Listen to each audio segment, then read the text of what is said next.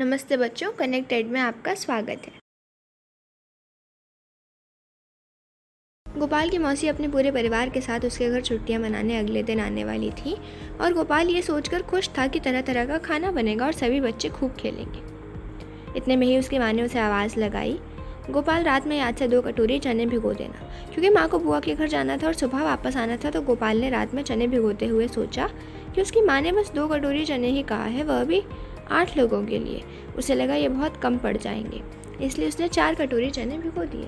सुबह जब माँ वापस आई तो गोपाल को बुलाया और उन्होंने कहा कि गोपाल ने इतने सारे चने क्यों भिगो दिए।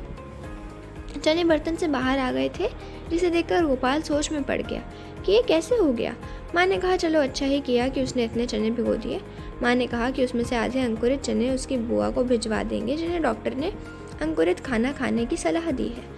माँ ने अंकुरित करने के लिए चनों को एक गीले कपड़े में लपेटकर टांग दिया।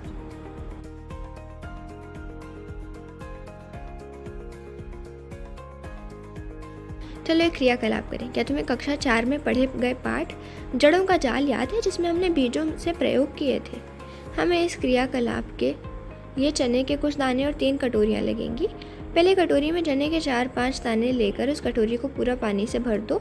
दूसरी कटोरी में भी उतने ही चने लो और भीगी हुई रुई या कपड़े में लपेट कर रख दो, लेकिन ध्यान रहे कि कपड़ा या रुई सूखने ना पाए। तीसरी कटोरी में केवल चने ही रखो और तीनों कटोरियों को ढक दो। नीचे चित्र में दिखाई गई सारणी में अपने बदलाव लिखो जो तुमने चने में देखे। हम पाएंगे कि जिस कटोरी में हमने चने पानी में डाले थे उन बीजों में अंकुरित हुआ और बाकी चनों में अंकुरित नहीं हुआ।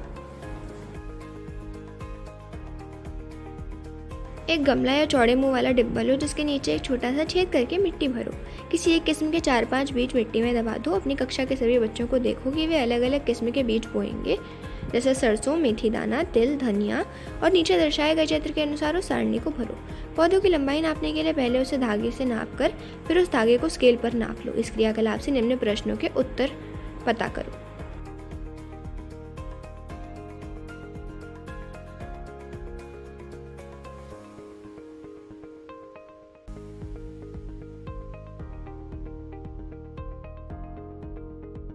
पौधों को बढ़ने के लिए हवा, मिट्टी और पानी की ज़रूरत होती है। चलो देखें शिकारी पौधे क्या होते हैं। कुछ पौधे ऐसे भी होते हैं जो चूहे, मेंढक, कीड़े मकोड़ों और छोटे जीवों का शिकार करते हैं। इनमें निपेंथिस सबसे ज़्यादा मशहूर है, जो कि ऑस्ट्रेलिया, इंडोनेशिया और भारत के मेघालय राज्य में पाया जाता है। इसका आकार लंबे घड़े जैसा होता है, जिसके ऊपर पत्ती का एक ढक्कन लगा होता है और घड़े से खास खुशबू निकलती है, जिसकी वजह से कीड़े उसकी तरफ खिंचे चले आते हैं। पौधे के ऊपर पहुंचते ही कीड़े अंदर फंस जाते हैं और बाहर नहीं निकल पाते, और ये पौधे बड़ी चतुराई से उसका शिकार कर लेते हैं।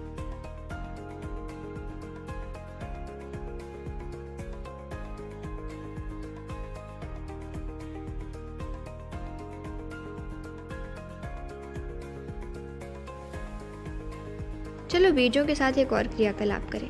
तरह तरह के बीज अपनी कक्षा के साथियों के साथ मिलकर इकट्ठे करो और बीजों को ध्यान से देखो कि उनके रंग, आकार, गोल या चपटा, ऊपरी सतह खुरदरी या मुलायम कैसी है। इन सभी चीज़ों के आधार पर एक तालिका बनाओ, जैसा नीचे चित्र में दिखाया गया है।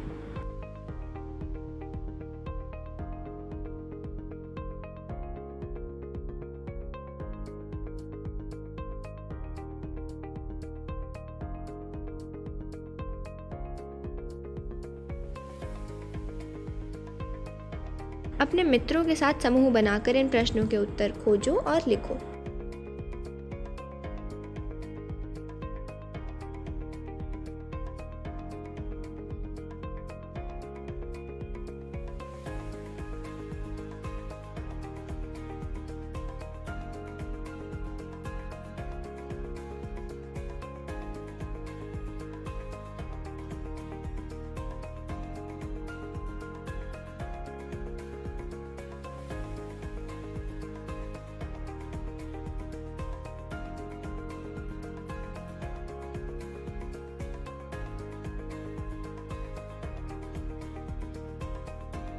घुमक्कड़ बीज।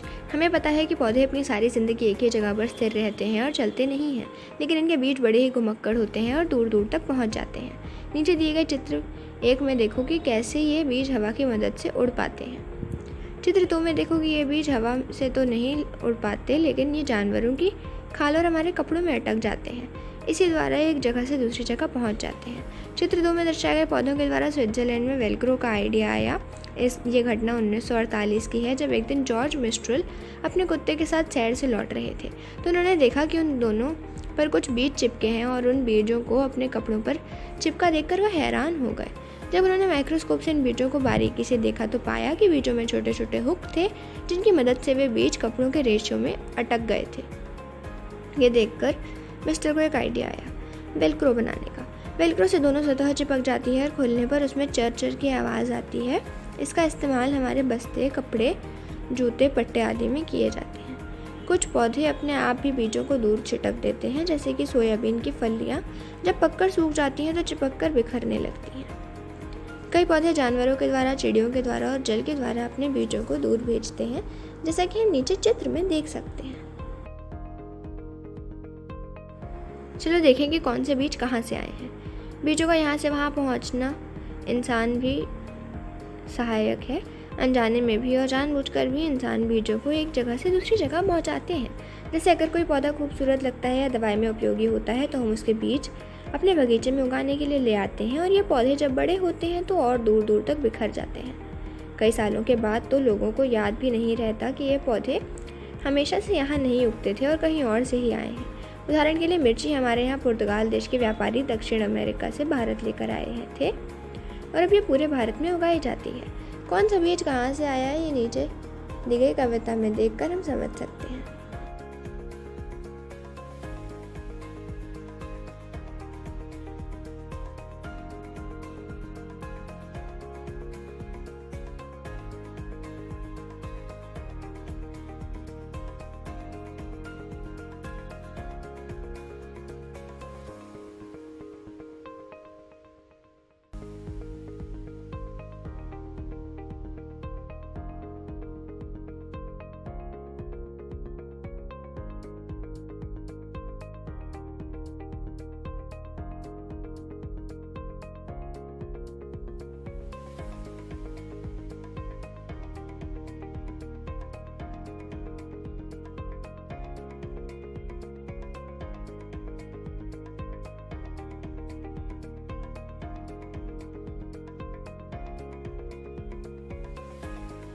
निम्नलिखित प्रश्नों के उत्तर दीजिए।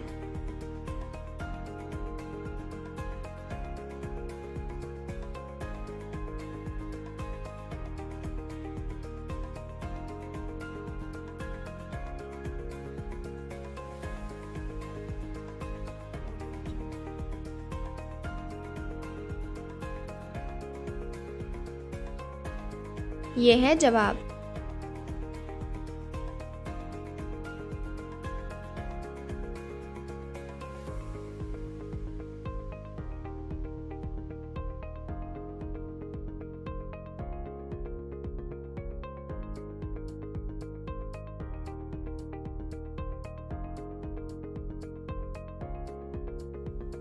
तो बच्चों, ये था आज का पाठ। आशा करती हूँ कि आप सबको खूब मज़ा आया होगा। आज की कक्षा यही समाप्त हुई। अगली कक्षा में मिलते हैं एक नए पाठ के साथ। धन्यवाद।